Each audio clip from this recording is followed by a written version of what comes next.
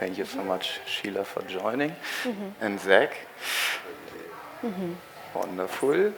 I think before we jump straight into the topic, I thought about asking you to present yourself briefly and maybe tell it a little bit as a story of your own evolution and how you came to be so engaged in the topic we have here today, and how you developed your own personal mission in our agri-food ecosystems.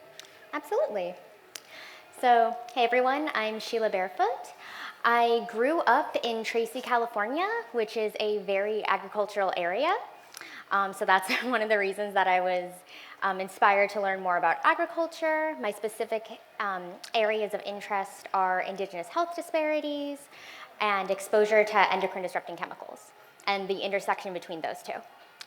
I'm the first person in my family to go to college. Neither of my parents graduated high school. My undergrad degree is in genetics and plant biology from UC Berkeley, and my master's is in environmental health science from Hopkins. So I've done a lot throughout my life to combine, quote unquote Western science with indigenous values around land and agriculture. And I'm currently actually an outgoing co-founder of Ties de la Tierra because I am looking at going back to school for PhD programs to do some work on nutritional intervention to mitigate exposure to endocrine disrupting chemicals, and yeah, we'll see how that goes. It's kind of a niche area. Wonderful. Thank you so much. So impressive also. Thank you. And Zach, please. Yeah, similar journey, and academically at least, and started in engineering and then switched to medicine and went through about 17 years of a few specialties in allopathic Western medicine. Became a medical doctor in internal medicine, initially doing a lot of hospital care, ICU environments. And then from there, I trained in endocrinology and metabolism, which is the study of how the body communicates across organ systems through hormones, and ultimately to metabolism, which is the study of how energy is produced within human cells, which is, of course, not done by the human cell, but instead the microbiome. And so I started into chemotherapy research at that point and was studying the capacity of nutrients to kill cancer by interacting with the mitochondria, which are the small little bacteria that live inside of our cells to produce energy. And that ultimately took me into a real passion for nutrition as a mechanism of reversing chronic disease and cancer. So I left the university in 2010 and started my own nutrition center, which quickly became a very integrative medical center where we had traditional Chinese medicine, we had kind of cutting edge energy therapies, all the way to the more esoteric environments around energy field work.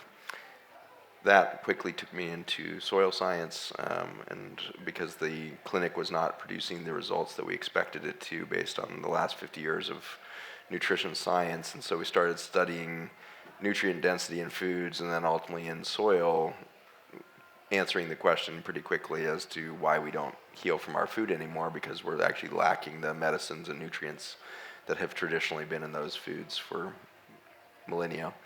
And so that was my entry point into food systems, and I made a breakthrough by accident, kind of observing nutrients within soil, and started a biotech company in 2012, and have been extracting these little carbon molecules made by bacteria and fungi, extracting those from fossil soils and then putting those into liquid supplements for human experience. And that supplement took us into autism first, and then through kind of every disease category you can think of, until I finally found myself in a reality where there was no more belief in disease and more realizing that there's either nutrition or disease. And so that kind of was my final evolution to realizing, like, I need to completely lose my concept of treating disease and only focus on how do cells actually receive energy, process energy in that metabolic path, and how are the nutrients available for the optimal health to present itself. So that's been generally my journey there. Thank you so much. I will guess I introduce myself also briefly, and as I will also try to fill the role a little bit that Felipe left, because Felipe was supposed to join us and would have given really the farmer and the regenerative agribusiness perspective, which I think plays a big part in what we are discussing here. So I'm Simon, I'm from Germany. I have my own genesis from, let's say, FMCG companies in the food industry, and then also really got onto the path of regenerative agriculture, understanding ever more the importance of the soil microbiome, the soil science revolution in soil biology, and went all through the Americas from big farms to indigenous people. And now we founded in Europe the new independent and farmer-led European Alliance for Regenerative Agriculture, in which we are really trying to bring together the farmers from all farm types, so from very big arable farms to mixed farms and their conservation, agriculture legacy, to regenerative organic, to smallholder conservation agriculture farms. In Europe, we don't have really indigenous people as such anymore, but we understand all those farmers from all the different types who are pioneering their way to acknowledging really soil biodiversity as a most important means of agricultural production, as a way of re-indigenizing ourselves. And maybe this, I would also like to start in the deep roots of the problems you both are now making your professional legacy on. Maybe you could tell us a little bit about your perspective and analysis, how maybe settler colonialism started the whole history of what we now are trying to reverse. Yeah, absolutely. I mean, one of the most effective ways to try and decimate and dominate a people is to dominate their food systems. A huge component of settler colonialism was, of course, forced removal, extermination, genocide, destruction of our family systems, banning us from teaching our languages and our traditions, and essentially just trying to either make us settlers or try to make us dead. That's really all there was to it. As far as how that has impacted our food systems, I mean, one, there's a complete loss of, well, not a complete loss, because there are revivals, which I will get into as well. There is a lot of impetuses to indigenous peoples practicing our traditional food systems. I mentioned that I'm really interested in endocrine disrupting chemicals. For a lot of coastal tribes, there's a huge issue with contaminated fish that are contaminated with organotins, which was originally a molicide used on shipping hubs. So there's kind of two levels of how colonial methods have impacted indigenous peoples there, because it's one, the methods of transport that are emphasizing using molicides to try and, I don't know, make their lives slightly more convenient at the expense of killing, natural creatures. But those organotins are an endocrine disrupting chemical that bioaccumulate in the fish and then are passed on to anyone who eats it, and even in breast milk from parent to child. So that's a pretty deep area of concern for a lot of tribes, and that's even just getting into trying to practice traditional fishing techniques. When we get into some other components of agriculture and the land, one of the things that I've been doing a lot of thinking about and mentioning kind of all over COP is the settler colonial view of land and how that has shaped our food systems. So a settler colonial view of land views the land and nature and our natural environment in two ways that are exceptionally problematic. It's viewed as simplistic, and it's viewed as subservient. The settler view of land is heavily interlinked with the settler view of women and femininity. Nature is feminized, but more of an issue than it being feminized. It's feminized with settler ideas of femininity that emphasize subservience, being at your service, and being able to be dominated. There's a reason that we're facing climate collapse at the same time we're having an epidemic of missing and murdered women, girls, and two-spirits. So this relationship with the land and seeing the land as something that can be dominated rather than something you work with has really set the floor for our current agricultural system. That's why we're focused on using pesticides. That's why we're focused on overproduction. That's why we don't care about the farm workers who are slaving away in the fields with minimal to no protections, and that are only there anyways because of settler constructs, settler borders, more modern day colonial and imperial initiatives that have disrupted multiple quote-unquote Central and South American countries, causing forced migration, settler colonialism in the Philippines. It's all heavily interlinked, both in terms of how the land has been set up down to the current conditions that are causing people to be in desperate situations where they have to, do farm work with extremely minimal protections for pennies a day, and not practice traditional modes of agriculture or any kind of practices with the land. So yeah.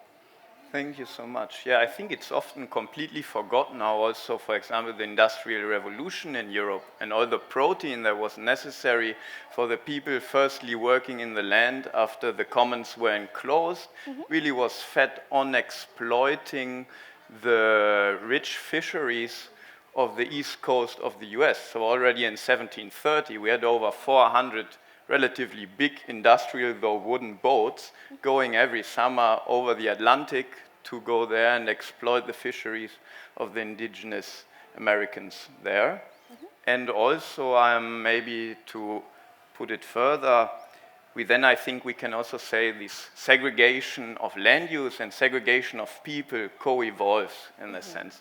And we had the first invention of, or the use of the first pesticide of Schweinsfoot green or Paris green also in the US after we firstly used potatoes and grew potatoes in such a large scale, in such a segregated way. Of course, we also only found the potatoes after we colonized the Americas in the South. And maybe you could take us into how this evolution of the use of pesticides and the segregation of land use is driving some of the most problematic diseases and costly diseases we have today. Yeah, it's so interesting to put those two histories in parallel. I think if you're looking at what is the relationship between colonialism and disease, they're actually the same thing. Colonialism is the original communicable disease of humans.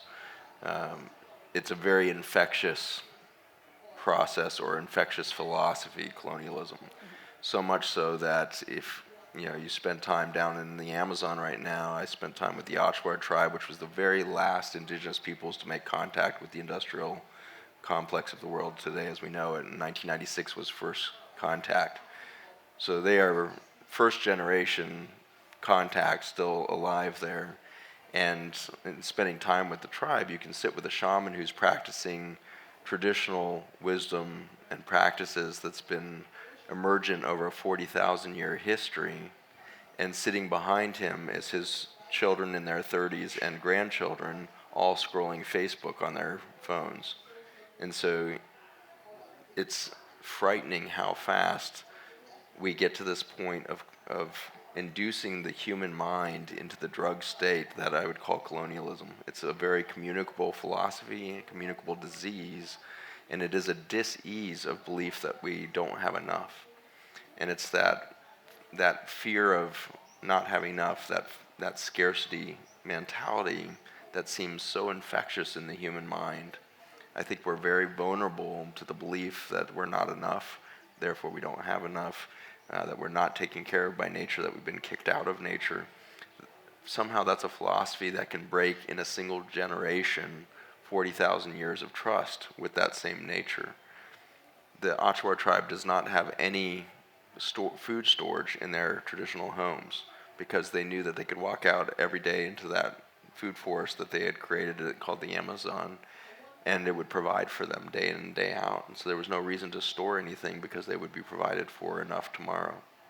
And in a single generation, they sit around after traditional ceremony telling Westerners who are visiting that they need money so they can buy gasoline for the new motors that are on their canoes that they've been paddling for 40,000 years up and down the Amazon River. And so there's this insidious way in which technology that creates convenience plays into this scarcity mentality of the human mind that creates this kind of disease slip. So what happened in North America is pretty profound. We had a now estimated 100 million peoples in North America, Canada, United States, Mexico, at the time that the Europeans landed. 100 million people that had been in a really balanced relationship not only to their agricultural system, which was far more advanced than the European model.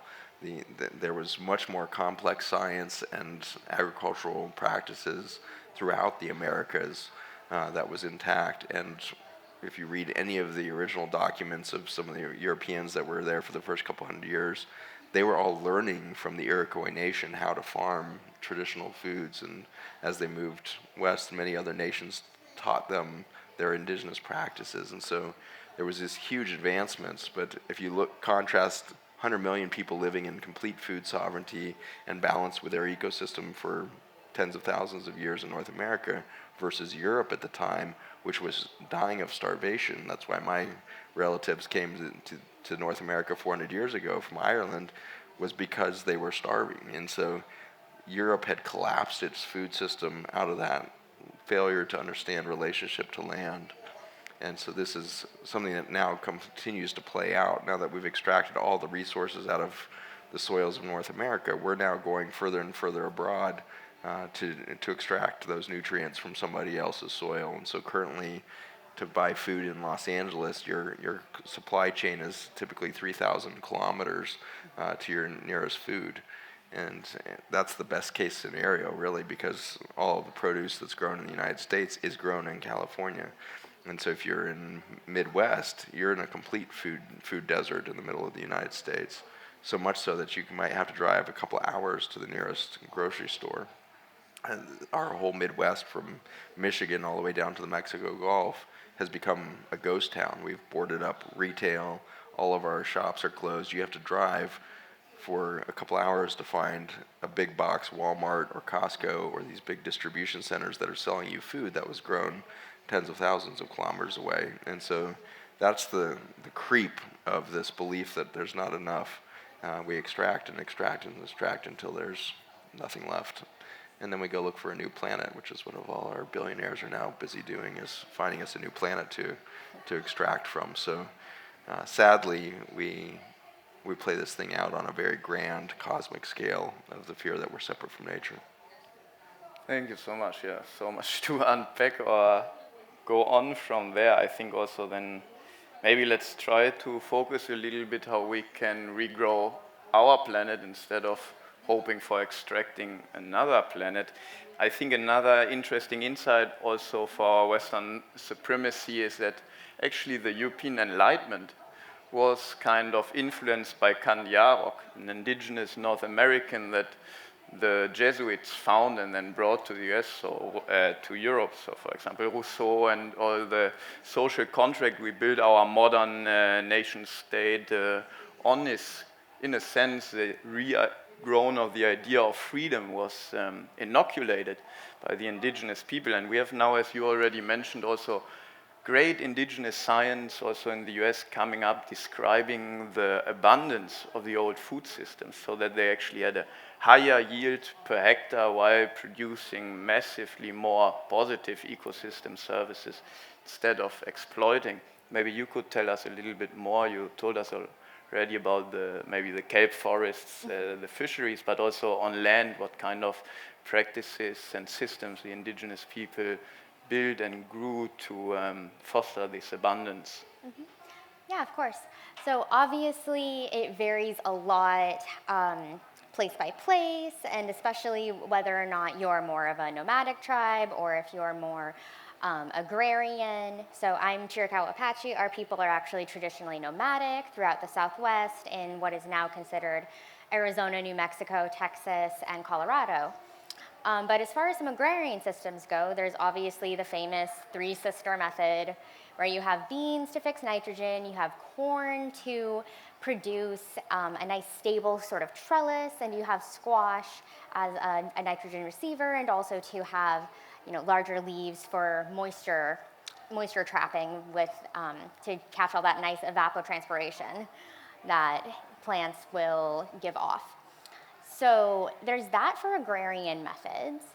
I think that there's also a lot to be said in terms of being nomadic and learning to live with the land instead of constantly trying to force one particular parcel to produce for you. It's moving on with respect with nature and hunting and gathering elsewhere. There's also a lot of kind of traditional respect for animals and plant life that is just not seen these days. We view these other species as kin, not as something that we are able to dominate over, which is something that inherently leads to more moderation. I'm thinking currently some traditional practices that are either under threat or undergoing revival are happening in the Pacific Northwest. So I've done a tiny bit of food sovereignty work with the Klamath tribes up in Southern Oregon. And one of the focus groups that I was really honored to be a part of was talking about how apaws, which are kind of a carrot-like root vegetable, are scarce now, in part because of changing climate and then also land encroachment, overdevelopment, that kind of thing, that is impacting the ability of people to pass on traditional teachings. Same thing with bear grass. A huge part of agriculture for indigenous peoples is also our systems of land management. Obviously, tribes in what is now considered Northern California, Southern Oregon, Washington, the Pacific Northwest areas have advanced forms of fire management. And that's necessary because there's a lot of species that need fire in order for their seeds to release. Like that's how redwoods end up kind of repopulating. So there's this idea of sort of the noble savage that is still perpetuated in an idea of living in not even so much harmony with the land, but living in the land in a simplistic manner, which could not be further from the truth. So I think it's important to mention the forms of land management that allowed for agriculture and systems of plant identification that would allow for a more nomadic lifestyle for tribes for whom that was a better call. One of the other really cool areas of food revival is actually happening in Kansas and Nebraska. So I do some work with the Mayan Economic Development Corporation, and yes, the Mayan government does have basically the equivalent of an embassy in Omaha, Nebraska, because during the 80s, there was migration from Honduras and Guatemala to flee, political violence.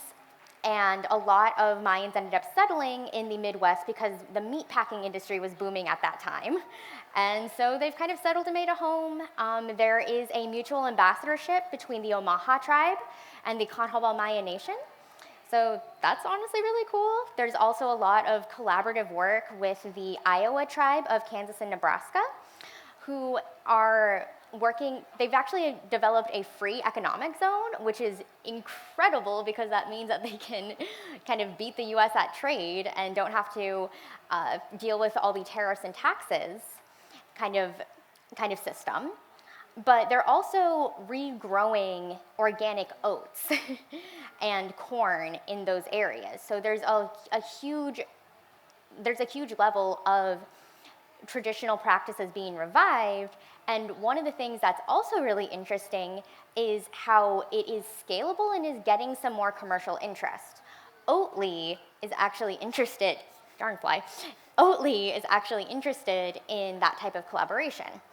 So when we think of traditional indigenous agriculture, we might not necessarily think of it being at scale, and we might not necessarily think about intertribal cooperation or even the political and economic systems that allow for that revival, but it plays a huge role in whether or not it's going to be successful. So again, it gets back into land management and sovereignty over our lands to be able to do this. Yes, thank you so much. I think you sketched it wonderfully, and then maybe I'm allowed just to point out there's a beautiful new PhD thesis by Lila Johnson, an indigenous. Oh yeah, she was at the Indigenous People Summit I organized. I invited her. Wonderful, yes. And it's a beautiful, beautiful scientific study on the highly complex and sophisticated integration of land use of the indigenous people and the abundance of food that was created there. And I think today with regenerative agriculture, I mean true Antigua regenerative agriculture, we're going there again. So with syntropic alley cropping, with grazing management, and all the diversity of seeds and plants. And maybe then we can try to make the arc to really how bad is a big egg and where this is coming from, because I think we can connect the keywords are somehow abundance and scarcity, as you also mapped it out then, and maybe I'm allowed to just once go back as far as we can. I don't know if you know Abdullah Öcalan, an indigenous Kurdish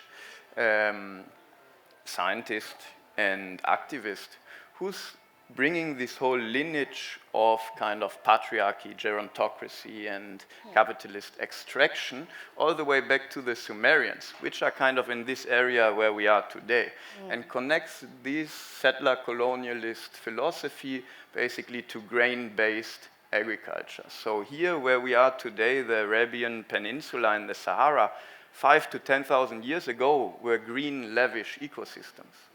And we degraded them. The whole Iraq region was actually wetlands. And today, last year, the wheat yields of Iraq imploded from one year on the other by 90%. So that's a radical break, which is making an end to grain-based agriculture in Iraq for now and probably forever in our lifetimes.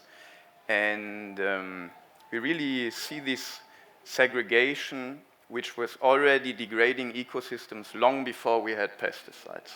And now today, how bad is big agriculture? I think we can start, if we jump forward then to the Green Revolution, which was kind of also fed by this great fear of scarcity. We're coming out of the First and Second World War. We had the experience of famine in Europe, and then we went into producing a lot of grains, and then we ran into the problem of having too many grains, too much supply, too little demand. Prices were breaking down, and farmers needed to be subsidized to stay alive, and we kind of invented grain-based big livestock. And maybe you could take us from there, how this is starting to grow, what we now have, zoonosis, etc., and non-communicable diseases. Yeah, I think I would like to just put a really fine point on this, is that we would not have a reason for COP to exist if not for chemical agriculture. We would not have a sixth extinction unfolding if not for chemical agriculture. There is no bigger problem on this planet today than our relationship to soil. It's absolutely ground zero of our collapse of relationship to planet. There is no other industry on Earth that has done as much damage or puts as much threat on the human species and our continued existence than our relationship to chemical agriculture. There has been so much focus on the energy sector as if it's the problem. I'm not saying it doesn't do damage. We certainly do damage with every human industry we've ever created, with the exception of art, which we should probably think about a little bit at some point, is that the only thing that we do that does no harm is our art. And so we need to probably start rethinking our cultures and societies into a place where we really focus on doing only art. And our art might be co-creating in the backyard garden, but we need to have a creative relationship to this earth rather than an extractive relationship. And there is no greater extraction than the agricultural system. Chemical agriculture, as you mentioned with the Green Revolution, was the accelerant. It was the gasoline on a fire that was smoldering for thousands of years before that. And so, like you said, right here in the Middle East, we had these verdant grasslands, which were the biggest in the world. North Africa was not the Sahara Desert. Even 1,000 years ago with the Roman Empire, they were growing all of the grains for Europe in North Africa. Those river systems collapsed under those agricultural extractions that were being done by that colonial force of the Roman Empire. And so we have a very clear history that agriculture sits at this ground zero of a failing biology of the planet. And I want to emphasize again and again that we do not have a climate change crisis. We have a biologic collapse. Calling it climate change is missing the point so radically that we are not solving the problem, because we think that the problem is a gas, CO2, in the atmosphere that is critical for life to occur. CO2 is literally our path forward. It is the way in which energy happens on this planet. It is the metabolism of the earth, and we have demonized that as if it be the problem. And so I am totally exhausted in some ways of the narrative that happens at COP and every other climate, kind of consortium on the planet, as if we have a chemistry problem. We don't have a chemistry in the air problem. We have a break in our relationship to biology on this planet. And that's certainly evident, on the farmland, but it trickles through all of our micro to macro behaviors. And as was so poignantly put together here, it is not a coincidence that we have sex trafficking and child trafficking on the scale that we have today at the same time that we rape the earth. It is absolutely the same disease. And so I am so hopeful that the narratives at this program at COP can start to pivot, because if we continue with a story that fossil fuels and CO2 in the atmosphere are the problem, we are never going to come out of this extinction spiral. Our extinction is being caused by our human relationship philosophy to the earth, and that is our agricultural system, as it always has been. It's a terrifying reality of what we've set loose on this planet with the chemicals that you're referring to there with the endocrine disruptors. And so just to give everybody a very clear demonstration, proof, undeniable scientific proof that this is happening, simply look at the 8 billion people on the planet and the last 5 decades. In the 1970s, we developed the cutting edge of the herbicide and pesticide market, which would be the glyphosate molecule, which is now 95% of the herbicides sprayed all over the world.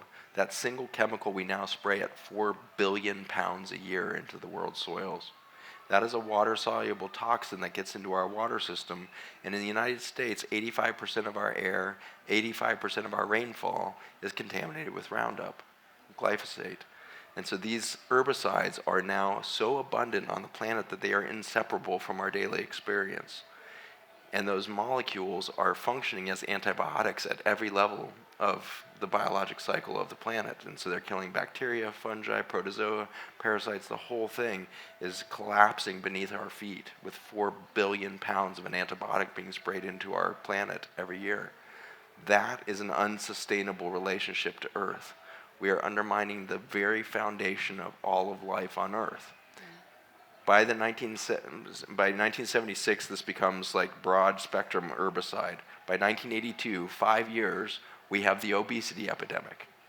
The obesity epidemic, it was the first symptom of the collapse of metabolism of humans, because the thing that makes our energy possible are the little mitochondria, which are bacteria that live inside of our cells that happen to be super sensitive to antibiotics and other chemicals that we put in, microplastics and all these other endocrine disruptors. And so we started to undermine our relationship to the soil, which are the bacteria, inside our cells by the 1980s. Fast forward to 1992, when we started spraying our crops directly with it, not just weeds. We started spraying wheat, and then soybeans and other legumes, the chickpeas, the lentils, all of the legumes that have to be dry, and all the grains that have to be dry. We started spraying in 1991, 1992 as a desiccant to speed the drying process of those crops before harvest. And within 12 months of that, we had to create a new disease called celiac disease and this gluten sensitivity movement, because we were spraying the wheat with a chemical that disrupted our immune system. And so we unleashed an amazing decade of autoimmune disease that continues to climb today. Fast forward one more decade, by 2002, we realized we are demolishing the neurologic function of humans, our children with attention deficit disorder, autism spectrum disorders, and our adults with an explosion of multiple sclerosis, ALS, Alzheimer's in our women, Parkinson's in our males, all of that starts going just vertical by 2002. Fast forward another decade, you have the complete collapse of our cellular relationship to one another. That's called cancer. Cancer epidemics through all ages. We now have a city built in Houston called Texas Children's Hospital, 6 skyscrapers to house our children with cancer. The speed at which all of this has collapsed was unfathomable in 1992. We just could not have pictured disease happening at the scale that it's happening. In the United States, we are now spending $4 trillion a year managing our diseases. It is 5 times larger than our entire military and homeland defense budget. 5 times larger than the military. The military was always the biggest industry for any industrial colonial power. 5 times larger is the pharmaceutical industry. It is the largest business that's ever been created in the history of mankind, is small chemicals to treat the diseases being caused by small chemicals that's treating our food. It is a multi-trillion dollar industry on the planet. Through all the governments, you're looking at least $9 trillion a year in agriculture, with another $9 to $10 trillion a year just in the industrial countries on healthcare from treating the diseases that come from that. So you're looking at somewhere around $20 trillion a year to the chemical industry that's destroying our planet. And so we have this massive building over here that I just had to walk by again, and it just drives me nuts, called the energy transition. And I have an energy company. I'm all about it. I'm passionate about circular energy systems. I think carbon is the future of energy.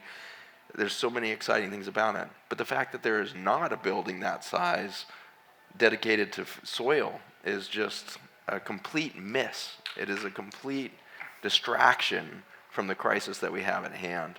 And so we absolutely have to come to terms as fast as possible, because the next thing that happens after cancer in that 10-fold process of disease and drop in metabolism is the disappearance of gender and fertility.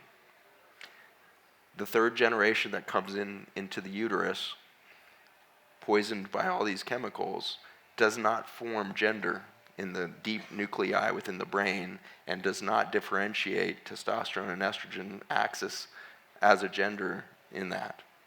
My grandson, who's 16, his whole generation, his whole high school, has no concept of a heterosexual identity.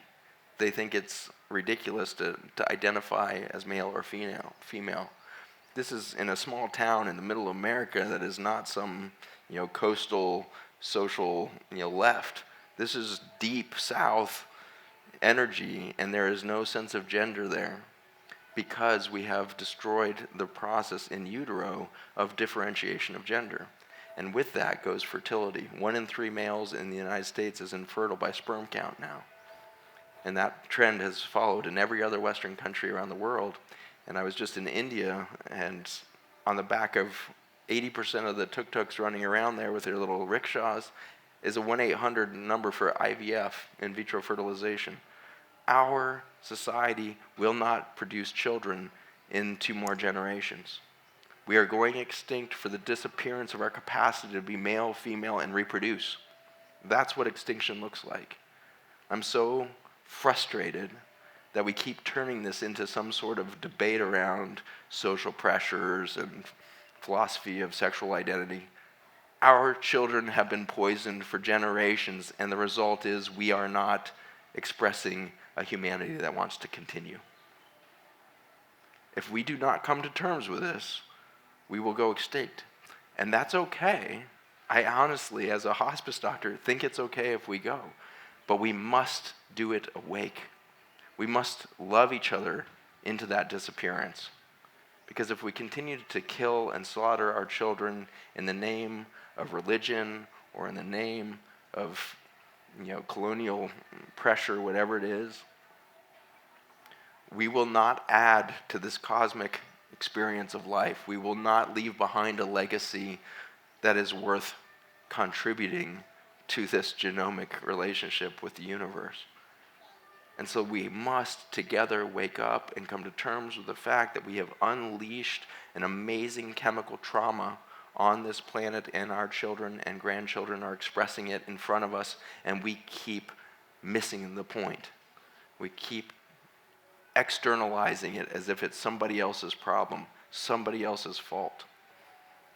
Sorry, I got a bit of a tear there, I but think your experience, I want you to talk about your endocrine disruptor experience, because you're right in it with your studies. Yeah, thank you for that. So let me get into some of the endocrine disrupting stuff, and I'm glad that you mentioned obesity, because my master's capstone was actually on indigenous exposure to environmental obesogens.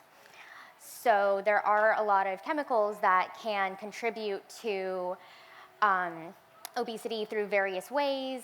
That can be through metabolism being slowed, that can be through being more susceptible to insulin resistance, and then some of the really scary ones that were initially discovered in around 2007. This is actually a pretty young field. It can barely drive at this point.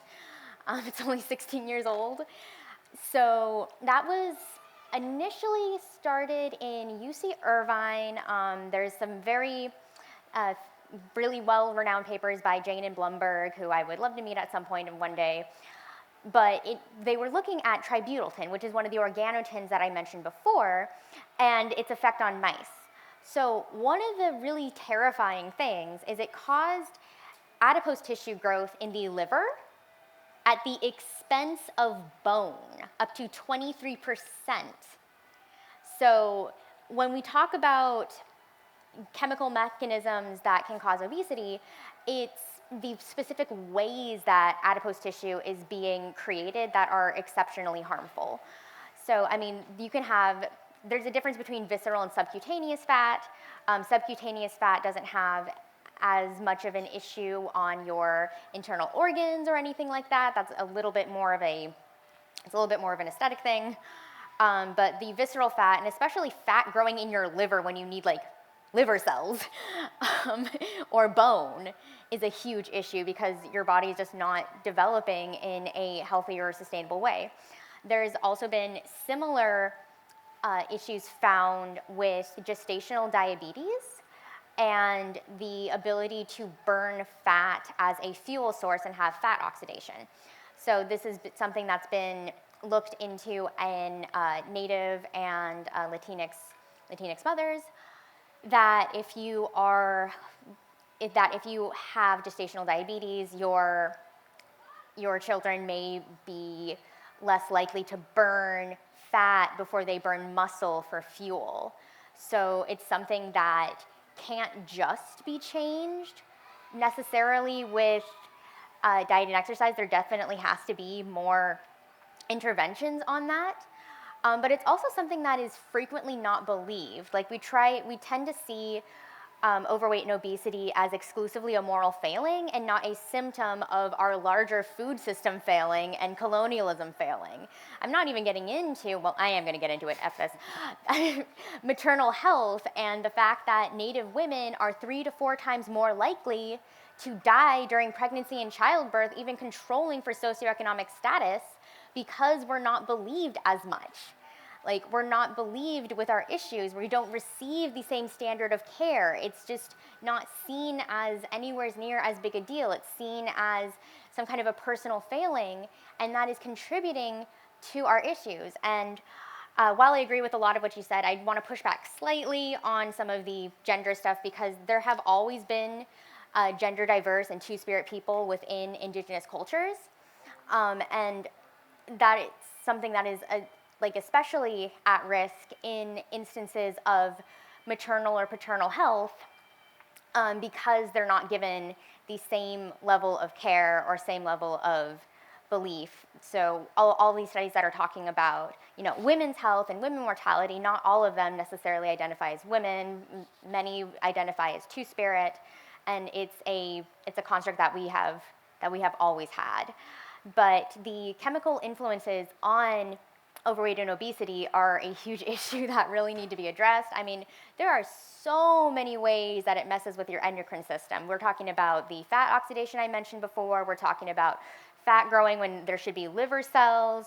There's also something called diabesogens, which are like make you more susceptible to developing diabetes. One of the ones just off the top of my head, PCB 153, actually works synergistically with your diet. So basically, you can have like a lower threshold for how poorly you can eat before you develop health issues. And some people are able to have, a few free passes here and there, and some people aren't.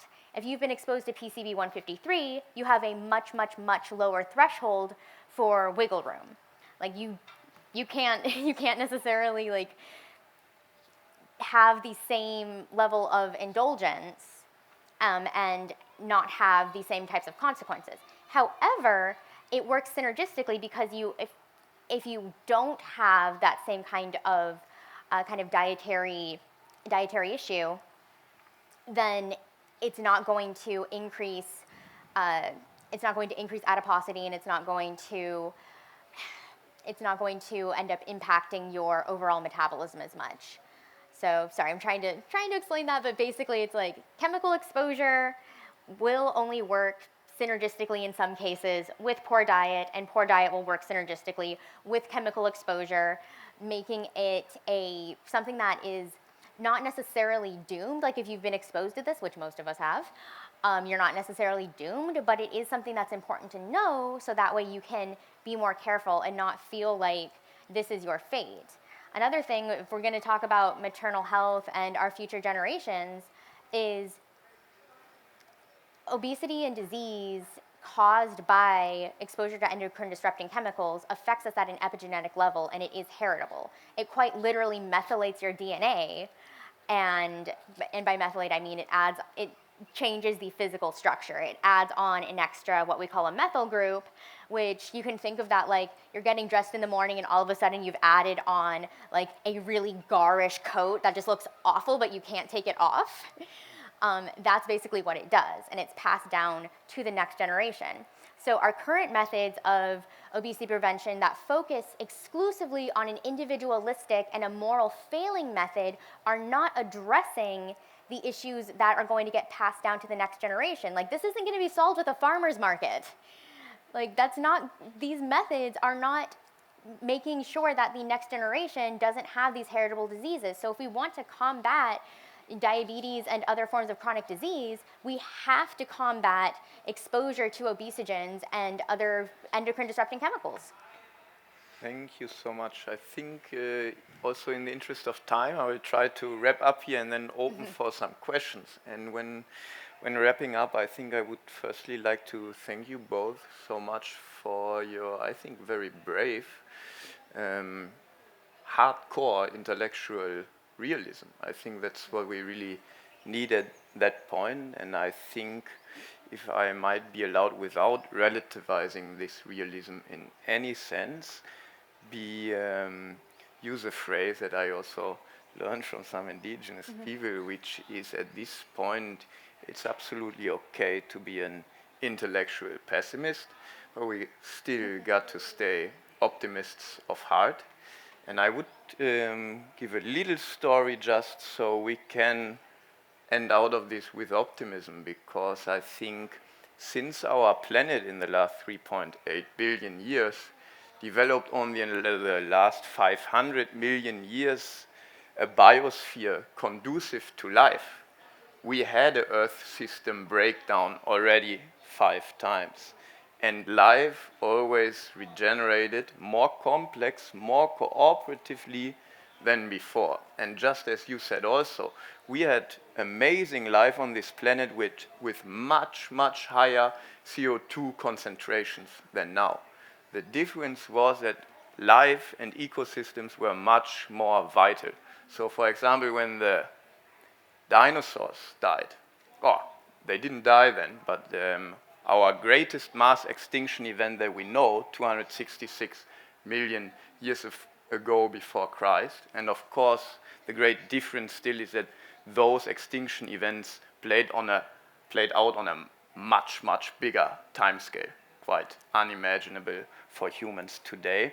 But we also had a full breakdown of the plant, animal, bacteria, fungi cycle. So photosynthesis capacity broke down. Plants and animal ocean life almost completely died off. But we came back as life on Earth because we always had a fungi spike after those mass extinction events.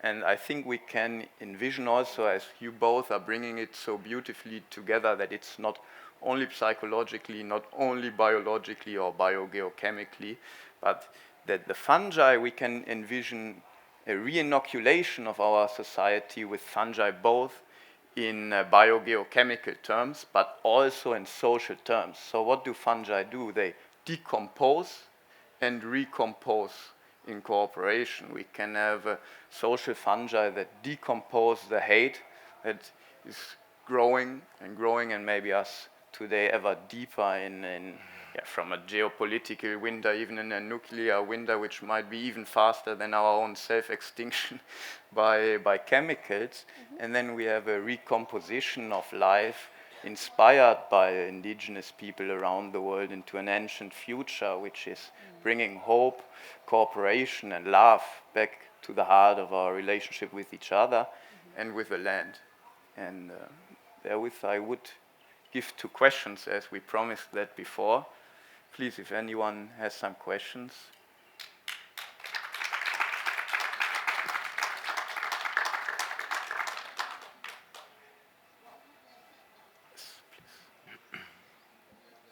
Thank you for an extraordinary panel and building on an extraordinary talk yesterday.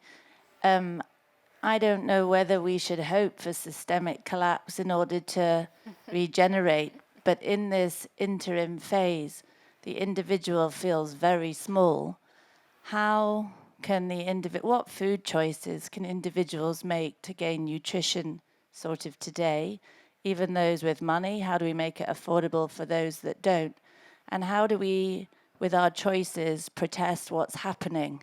How do we, particularly in cities, eat? Do you want to answer? Sure, yeah. I can take a gander at this. It's obviously an extremely complicated topic that is going to vary a lot place by place, city by city. One of the things I think to remember is that buying organic, exclusively organic, is not going to be the sole savior for it, especially because our lands have been so poisoned. It actually takes 3 years of farming on a piece of land without using pesticides before it can gain organic status, at least in the US. One thing that does work and that I will advocate for is a more plant-based diet, sticking away from animal agriculture. I mean, plant agriculture obviously has a lot of violence within it as well in our current systems, but animal agriculture is like exceptionally bad and also is a way to expose yourself to a lot more chemicals and hormones that will bioaccumulate in animal tissue. A lot of the endocrine receptors we're talking about bioaccumulate in fatty tissue. So it sticks within us, and then it also sticks within animals and animal products like milk or other dairy products that you're then ingesting. So even just on that level, it's a little bit safer to try and avoid things like that. Yeah, I guess another thing that I want to stress is it's not just what we eat, it's how and why we eat. I think that one of the biggest casualties of our current food system is having a healthy relationship with food and a healthy relationship with eating.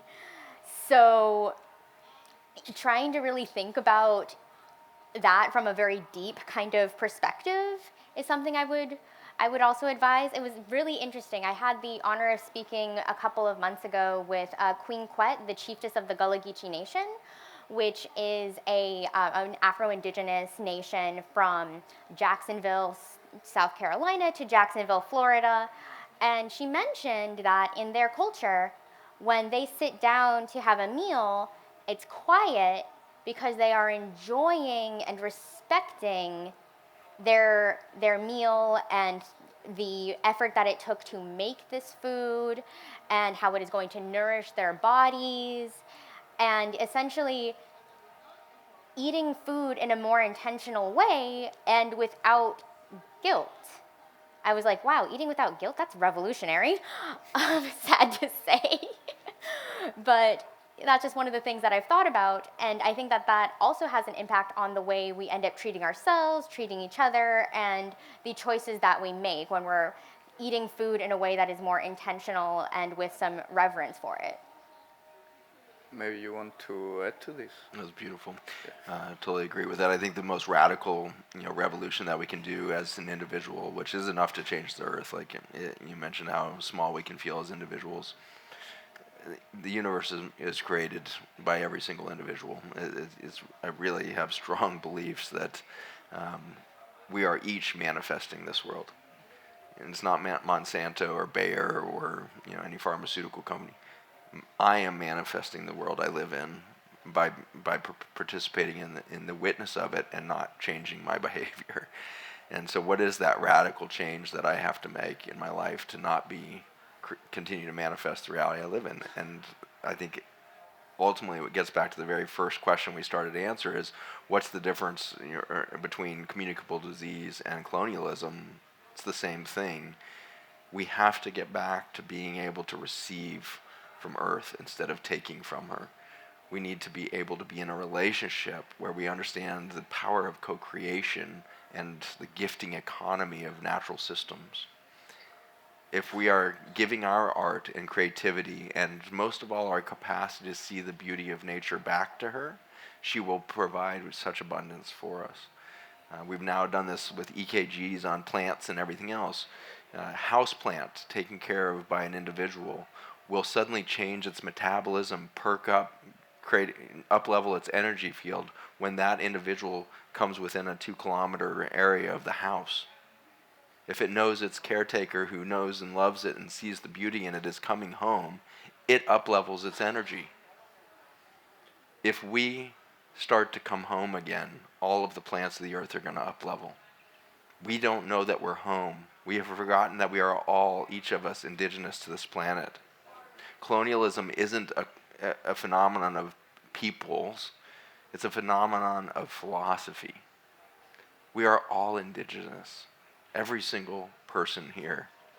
Actually, if you're listening to U.S. Senate now, there might be some visitors from other planets and things like that, but the vast majority of us are from this earth. We are of these elements within the soil of this planet. We are built by the microbial intelligence. We think by way of the microbial intelligence within us. And so we are of earth, and as soon as we recognize that and come into this new relationship to realize that we are home, and that tree behind me starts to feel this audience being like, oh my gosh, this is my planet, this is home, this is what I call home, and I can see the beauty in it. Everything will up-level. Everything will up-level. And it can't be underestimated because it's the only path out right now. There is so much epigenetic and genetic trauma from the last 50 years of chemicals in our food system. It will continue to compound. If we completely stop all herbicides and pesticides today, it will take us 5 to 10 generations to change that genetically, at which point we will be extinct. It is impossible for us to, in any kind of traditional linear healing process, solve for the nuclear bomb that we have set off in our genetics through chemical agriculture. It is impossible to survive that level of trauma because each generation compounds the trauma. It expresses it more severely with each generation. In the 4th generation from our first glyphosate spraying, we will start to understand the full impact of that glyphosate spraying. We don't know what that 4th generation looks like yet. Generation is 25 years. So that those born in 2050 will start to show what the Green Revolution really did to the human genome. We will see how bad disease really gets. By 2035, 1 in 3 children in the United States will have autism. And so we will not know until 2050 just how bad we have done. And in that 4th generation, the trauma is no longer epigenetic, but it goes to what we call a germline mutation, where it is now the genetics of every sperm and ovum on the planet. That's the 4th generation after chemical trauma. And so not only does it continue to compound and reveal itself, it then gets stored for the permanent genetic record in the 4th generation. And so we have 1 or 2 more generations left that we could change the epigenetic trauma so that it doesn't go germline. That's our only way out of extinction. And I believe the only way that we can make that big of a radical change in our epigenetic expression of the last 50 years of chemical trauma is to radically uplevel the frequency of resonance of a human being. To do that, we have to lose fear, guilt, and shame, which is such a radical impossibility in any rational sense of the mind. But if any of you have gotten to dive into this world of mindfulness, meditation, silence, breath work, cold plunging, get into the ocean in the morning cold, elemental, feel what it feels like to be at the edge of biology, push your body through breath, push your body through silence, push your body to listen, and you will up-level your energy field so dramatically that you will erase trauma at the genetic level. It cannot be done by distance from the trauma. It only gets worse. If you keep expressing that epigenetic trauma, it will get worse every generation. So your only option is to erase the trauma now. And the only way I have found to do that in my clinic and everything else is to go into our deepest practices that have been part of our indigenous wisdom in every peoples on this planet, which is to be silent, to fast, to breathe, to move, to give gratitude, and ultimately the most extraordinary study that just was done, they were trying to prove that love and joy were the highest frequency states that a human being can be in. So they put humans in Faraday cages, which was an electromagnetic field shield, and measured the frequency of resonance of that being. When they told stories of love and joy, these beings elevated to this frequency that was so beautiful. But once in a while, they were seeing these people up-leveled by 40 to 400 times higher vibration than love and joy. And it turned out the thing that was triggering that was authenticity. Moments of authentic being is 400 times higher than the experience of love. Your most powerful way to erase all trauma, and express the new humanity is to be authentically you. And right now, that means for a lot of us that we don't identify with our gender. And that means that for a lot of us that find ourselves neuroatypical, it's currently called, we cannot be programmed with the old philosophies or beliefs or metrics of value systems. We cannot, as autistic peoples, believe any of the other bullshit, because as you become autistic, you are losing your ability to filter reality. It's called sensory processing defect in medicine, but all it really is a failure of your ability to fake yourself out. An autistic child suffers because they can see the reality that has been handed to them. They can't filter that out. They can't believe that the reality being told to them on TikTok is real. They can feel reality because they can't put the egoic shield in front of it. So we need autism. We need gender dissolution. We need all of these things that are happening right now are necessary for us to overcome the 4,000 generations of colonialism at that human belief system level, because it is the oldest womb in human history that we are separate from nature, that we got kicked out of the garden. And so this is what we need to come to in our silence, is the most authentic state that we have ever shown up as in humans. To realize we are the amalgamation, we are the co-creation of all of biology within the soils of this earth, and it is speaking through us. Nature is speaking through each of you, and you picked this generation to show up. There's 8 billion of you out there. 8 billion.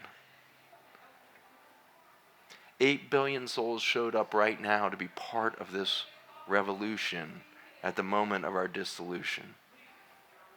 And so we must begin to witness rather than extract. We must begin the real revolution, which is silence, breathing, the witness of the world we live in, the witness of ourselves ultimately, and then we will become creators instead of consumers. For too long you have been metriced as a consumer. Stop consuming and become a producer. If you can't think of what to produce, sit down with a pen and a paper and let it start to flow out of you. Maybe it's a poem. Maybe it's a whole list of your heartbreaks your grief, your joys, your loves, your interests, but start to create on that piece of paper, and maybe you will suddenly draw something or create something. And in your art, you will find your humanity again. In your art, you will stop doing damage to this planet. And nature is going to speak through us so beautifully. And I believe we can create a new humanity. I believe we can absolutely create a new genomic history and a new genomic future for the children, grandchildren, and the rest that will come after us. But we must start in silence, together, in gratitude, love, joy for sure, but ultimately authenticity. Because you guys showed up on purpose. There is no doubt that you're supposed to be here. There's no doubt that you are given everything you need in this moment to be part of this end of an epoch and the beginning of the next. We must stop the behaviors now. We only have a couple years left to see the beauty in one another. It is so intense to sit at the deathbed of a patient. As a hospice doctor, I got to do that 80 patients a week being admitted to my service to die. When you witness death and you really feel it, life becomes worth living, and you stop fearing death. And when you stop fearing the death, you start to live so much more authentically. Thank you, Jack. I think that's a wonderful finish.